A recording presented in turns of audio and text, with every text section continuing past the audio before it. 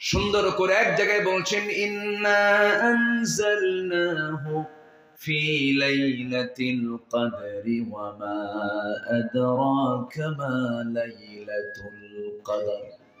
আবার সূরা দুখানে বলা হচ্ছে ইন্না আনজালনাহু কুরআনান লাইলাতুম মুবারাকা, আমি বরকতময় রাত্রিতে কোরআন নাজিল করেছি।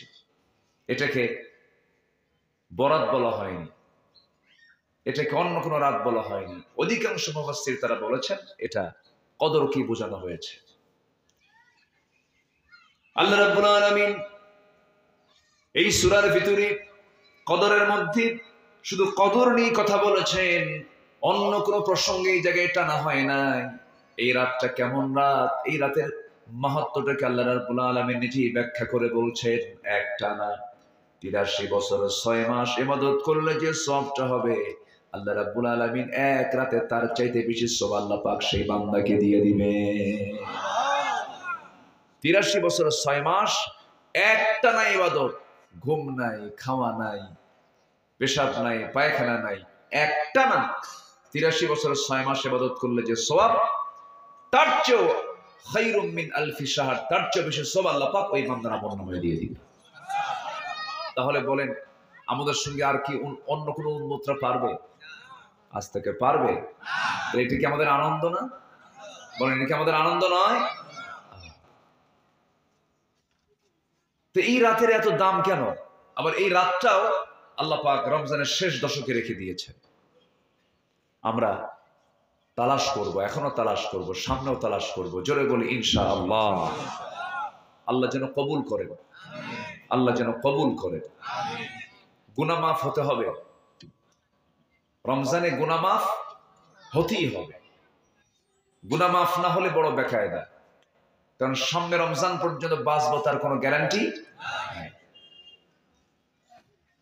রমদুন থেকে রমাদান শব্দটা এসেছে, রমদুন, যার অর্থ হচ্ছে জ্বালিয়ে দেওয়া, ভস্ম করে দেওয়া। পশুত্বকে জ্বালিয়ে দিয়ে মনুষ্যত্বকে প্রতিষ্ঠা করার নাম হচ্ছে রমজান। সকল পশুত্ব, সকল গুণাগুলোকে নিজের জীবন থেকে মাইনাস করে, জ্বালিয়ে পড়ে সারখার করে একজন খাঁটি ইমানদার হয়ে গড়ে ওঠার মাস হচ্ছে রমজান। আল্লাহ তাআলা এই রমজান কারীম আমাকে আপনাকে দিয়েছেন। এত বরকত কেন দিয়েছেন জানেন? এত বরকত, আমরা মক্কায় যাই কাবা থাকার কারণে, মদিনায় যাই নবীর কবর থাকার কারণে, ওযু করি কিসের জন্য বলেন তো? নামাজের জন্য। তাহলে ওযু করি নামাজের জন্য, মক্কায় যাই কাবার জন্য, মদিনায় যাই রাসূলের কবরের জন্য। তো এই মাসের দামটা বাড়লো কেন? কোরআন নাজিলের জন্য। জোরে বলেন সুবহানাল্লাহ। শুধুমাত্র কোরআন। আল্লাহ রাব্বুল আলামিন অন্য জায়গায় বলছেন শাহরু রমাদানাল্লাযী উনজিলা ফীহিল কুরআনু হুদাল লিন-নাস ওয়া বায়িনাতিন মিনাল হুদা ওয়াল ফুরকান। জোরে বলুন আল্লাহু আকবার। রমজান মাস আল্লাহ রাব্বুল আলামিন গোটা কোরআনে 12 মাসের ভিতরে মাত্র এক মাসের নাম নিয়েছেন, 12।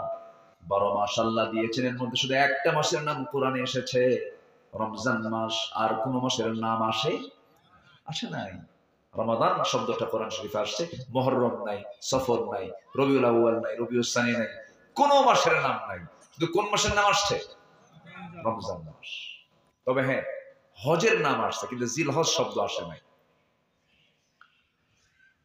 আবার হাদিসে শাহরুল্লাহিল মুহাররম, মুহাররম হচ্ছে আল্লাহর মাস বলা হয়েছে, কিন্তু শাহরু রমাদান, রমজান মাস হিসেবে আল্লাহ পাক একটা মাসের নামই শুধু কোরআনে কোট করেছে। জোরে বলে সুবহানাল্লাহ। আর মাত্র কয়দিন আছে? আপনারা কয়দিন চান? 29 না 30 চান? অনেকে সুব আছে হুজুর, এত পারা যায়? বলেন কয়দিন চান? বলেন কয়দিন চান? ইনশাআল্লাহ। বলে ইনশাআল্লাহ। এক মাস যদি পারি, আরেকদিন চাইতে সমস্যা কি? আল্লাহ কবুল করুন। জোরে বলি আল্লাহুম্মা আমিন। আরে রমজানেও ওই নাইট ক্লাবে, মদের বারে অনেকে মদ খায়। এই রমজান মাসে আকাম কুকাম গুলো হয়, এই রমজান মাসে হোটেলগুলো খোলা থাকে, হোটেলের সামনে লেখা থাকে ভিতরে পর্দার সহিত খাবারের ব্যবস্থা আছে। জোরে বলেন নাউজুবিল্লাহ। ইসলাম ক্ষমতায় থাকলে এগুলোর কি পরিবেশ থাকতো? মদের দোকান বসতো? দিনের বেলা হোটেল খোলা থাকতো? তাহলে রাষ্ট্র ক্ষমতার প্রয়োজন মনে হয় নাই? আসতে বলবেন না, আছে না নাই? যে রোজাদার মনে করে রাষ্ট্র ক্ষমতার প্রয়োজন নেই, ওর রোজা রাখার কোনো দরকার নেই। কি কথা বোঝা গেল কি? কারণ রাষ্ট্র ক্ষমতা ইসলাম এসেছে হলো রমজান মাসে। কোন মাসে বলেন? বিজয় হয়েছে, দিনের বিজয় হয়েছে কোন মাসে? রমজান মাসে। বদরের বিজয় এসেছে রমজানে, মক্কার বিজয় এসেছে রমজানে। ইন্না ফাতাহনা লাকা ফাতহাম মুবিনা ওয়া লাকাদ নাসারাকুমুল্লাহু বিবদরিন ওয়া আনতুম আযিল্লাহ। আল্লাহ রাব্বুল আলামিন রমজান মাসে হাজার হাজার ফেরেশতা নাযিল করে রোজাদার মুজাহিদদেরকে সহযোগিতা করেছেন, সাহাবায়ে কেরামকে সহযোগিতা করেছেন। ৩১৩ জন সাহাবী হাজার সৈন্যের বিরুদ্ধে মোকাবেলা করে বিজয়ী হয়েছেন। গায়ের জোরে না ঈমানের জোরে? গায়ের জোরে না তাকওয়ার জোরে? তাকওয়া অর্জন করেছে কোন ইবাদত করে বলেন? রোজা করে। বলেন বদরের বিজয় এসেছে কোন মাসে? তাহলে তাকওয়ার জোরে, ঈমানের জোরে যে বিজয়টা আসছে, এই তাকওয়া অর্জন করেছে কি ইবাদত করে? রমজানের রোজা রেখে। রমজানের রোজা রেখে। তাহলে তারা রমজানের মাত্র 16টা রোজা রেখে বদরের যুদ্ধে অংশগ্রহণ করে রাষ্ট্র ক্ষমতা ইসলাম তারা পৌঁছিয়ে দিয়েছেন। দিনকে কায়েম তারা করেছেন, দিন কায়েমের সংগ্রাম তারা করেছেন। আর আমার দেশে বহু রোজাদার আছে, রোজা রাখে, আবার বলে রাষ্ট্র ক্ষমতা ইসলাম যাওয়া যাবে না, ইসলাম আগের, এখন আর চলবে না। যেরকম নাউজুবিল্লাহ। এরকম কিছু বুদ্ধিজীবী আমার দেশে আছে না নাই? আছে। এদের টাঙ্গাইলে একটা আছে, খুব বুদ্ধিজীবী, বলে আমার জীবনে কোনো গুণাই নাই। বুঝলেন? আমার তো আমি কেন আমিন বলবো? বলে আমি কেন আমিন বলবো? এই যে আপনাদের পার্শ্ববর্তী এলাকায় তো, এই যে টাঙ্গাইল। হ্যাঁ, বুজুর্গ, খুব বুজুর্গ। বলে আমার জীবনে কোনো গুণাই নাই। হুজুররা বলে খেলা আমিন কো, আমিন কো। আমি আমিন কেন কব? আমার গুনাহ আছে নাকি? কত বড় বেয়াদব হতে পারে। তার আরেক ভাই বলল যে কোন একটা ইসলামী দল নিয়ে মন্তব্য করতে নিয়ে বলল তারা যদি জান্নাতে যায় সেই জান্নাতে আমি যাব না। সেদিন আবার একসঙ্গে আমার ইফতার মাহফিল করবে। আমি যাই দেখি যে আমার পাশের সিটে, পাশের চেয়ারে বসে আছে।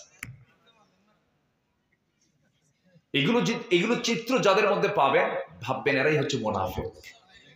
এরা কি বলেন? এরা কি বলেন? আসেন, আল্লাহ পাক কাদেরকে অপছন্দ করেন, আমি একটু মূল পয়েন্টের দিকে যাচ্ছি। আল্লাহ পাক কাদেরকে অপছন্দ করেন, এই অপছন্দনীয় কাজ থেকে আমরা দূরে থাকবার জন্য এইগুলো বিষয়গুলো আমরা শিখে নিই। কোরআনের আলোকে আল্লাহ তাআলার অপছন্দনীয় কিছু কর্ম আছে, মোট 17টা আজকে শিখে যাব। মোট কয়টা বলেন তো? 17টা। যুদ্ধ হয়েছে বদর কততম রমজানে? 17তম রমজানে। এই সংখ্যাটা আমি একটা বরকত মনে করে আমি 17টা অপছন্দনীয় কাজ আমরা আজকে শিখবো, যেন ওই অপছন্দনীয় কাজগুলো আমাদের জীবন থেকে মাইনাস করতে পারি। এর মধ্যে একটা হলো মুনাফিকি। এক নম্বর কি বলেন তো? মুনাফিকি। আমার দেশের যারা রাজনীতি করে ম্যাক্সিমাম, ওদের কথা কি একরকম না দুই রকম? দুই রকম কথা কারা কয়? আচ্ছা, কারা কয়? মুনাফিকদের নেতৃত্ব আমরা মানবো? আজ মানবো? আমাদেরকে কথা বলতে দেয়নি তো। এই দীর্ঘ 16 বছর খুব ডিস্টার্ব করেছে। মঞ্চ মোসারু নেতা দিয়ে ভরা ছিল, এরকম হাইব্রিড জাতের মোষ, 2.5 ইঞ্চি মোটা হাইব্রিড জাতের মোষ। এই নেতাগুলো মঞ্চ দখল করে রাখতো, ডানে বামে কিরামন কাতিবিন থাকতো, কথা বলতে দিত না। এখন ওরা কোথায় বলে? ওরা ভেবেছিল আমাদেরকে বাবু বাঁচাবে, বাবু দাদা বাবু বাঁচাবেন, দিল্লি বাঁচাবে, রাশিয়া বাঁচাবে, আমেরিকা বাঁচাবে। না, কেউ বাঁচাবে না। বাঁচাবেন কে? আসতে বাঁচাবেন কে? দাঁড়াতে হবে। সজাগ থাকতে হবে। কুম ফানজির ওয়া রাব্বাকা ফাকাব্বির, তোমার রবের নামটা উচ্চকিত করো, দাঁড়িয়ে যাও, সতর্ক করো, আমি আল্লাহ তোমাকে সাহায্য করব। সাহায্য করেন নাই? করেন নাই সাহায্য? যদি ওই যুবকরা, ওই ইয়াং ছেলে পেলেগুলো ওরা যদি পালাতো, তাহলে এখন আজকে মাহফিল হতো? এটা এই যে নামগুলো যা দেখতেছেন, একটা মাহফিল হতো না, করতেই দিত না। কিন্তু এই সমস্ত যুবকগুলো পালায় নাই। আমি খুব এই বিষয়টা যখন ভাবি আমার কাছে খুব আনন্দ লাগে। না, আমার দেশের সালাউদ্দিন আইয়ুবের মতো কিছু আল্লাহর গোলাম আছে, সাহসী কিছু সন্তান আছে বলে এই বিজয়টা আল্লাহ রাব্বুল আলামিন দিয়েছে।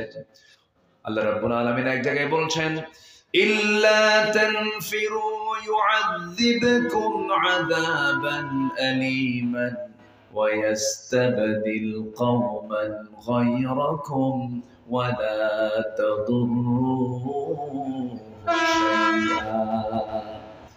তোমরা যদি পলায়ন করতে, তোমরা যদি বুক না দেখায়া পিঠ দেখায়া দিতে, তোমরা যদি সামনের কদম মজবুত না করে যদি পৃষ্ঠপোষণ প্রদর্শন করতে, পিছে যদি চলে যেতে, আল্লাহ বলছেন এমন একটা জাতি তোমাদের জন্য আমি আল্লাহ তোমাকে দিয়ে দিতাম, বড় ক্ষতি তোমার হয়ে যেত, তোমরা তেমন কোনো উপকার পেতে না। এই জন্য আমার বন্ধুগণ, এই জন্য আমার ভাইরা, এই যে বিজয়গুলো আসে একমাত্র কার সাহায্য বলে? আজ তো কার সাহায্য? বান্দার চেষ্টা, সাহায্য কার?